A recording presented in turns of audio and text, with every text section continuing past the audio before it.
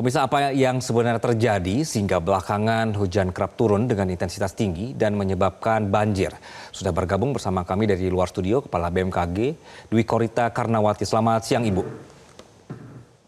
Selamat siang Mas Anggi, Assalamualaikum warahmatullahi wabarakatuh. Waalaikumsalam warahmatullahi wabarakatuh. Ibu, jadi penjelasan dari teman-teman BMKG, dari kajian teman-teman BMKG, sebenarnya apa sih Bu yang sedang terjadi saat ini sehingga kita melihat sering hujan turun Ibu?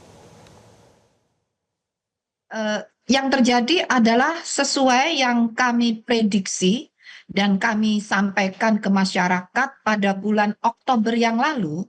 BMKG memprediksi bahwa musim hujan dengan masuknya monsun Asia akan mulai terjadi di bulan November dan puncaknya diprediksi di sebagian besar wilayah Indonesia terjadi di bulan Januari hingga Februari.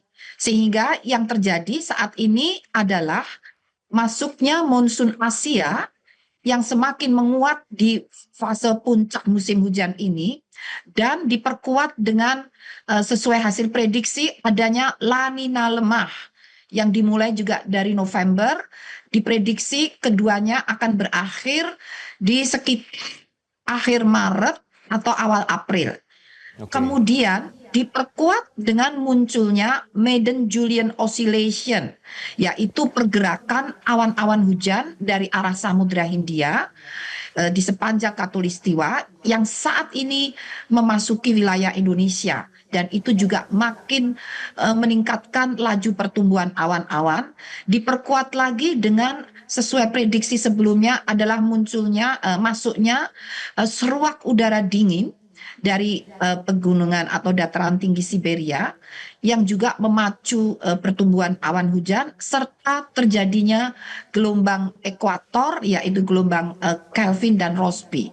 Semuanya itu 5 fenomena ini sangat mengamplifikasi pembentukan awan-awan hujan dan intensitas hujan seperti yang kami sampaikan pada tanggal 23 Januari yang lalu dan juga terjadi belokan ataupun pertemuan angin dari berbagai arah. Jadi itulah fenomena yang sangat kompleks, berbagai fenomena, 5-6 fenomena terjadi bersamaan, sebagaimana yang kami sampaikan pada tanggal 23 Januari, diulang lagi pada tanggal 27 Januari. Demikian. Baik. Ibu, apakah kita sudah memasuki puncak musim hujan, Ibu? Betul, di sebagian besar wilayah Indonesia, termasuk di Jawa bagian utara, termasuk Jakarta dan juga di Jawa Tengah, Jawa Timur, NTB, Kalimantan, sebagian besar wilayah tersebut sedang memasuki puncak musim hujan, diprediksi hingga akhir Februari. Oke, baik. Ibu, apakah dengan intensitas hujan seperti ini yang terjadi saat ini, Ibu, ini membahayakan dan mengancam terjadinya bencana turunan dari hidrometeorologi basah, Ibu? Betul sekali, terutama pada lahan-lahan yang sudah terganggu, ya, terganggu lingkungannya, misalnya sedimentasi di sungainya sudah penuh, danau-danaunya sudah penuh sedimen, karena terjadi pembukaan lahan, hutan, pohon-pohon dipangkas, itu mengintensifkan terjadinya erosi dan sedimentasi. Nah, lereng-lerengnya terpotong, itu juga melemah kekuatan lereng untuk tidak longsor.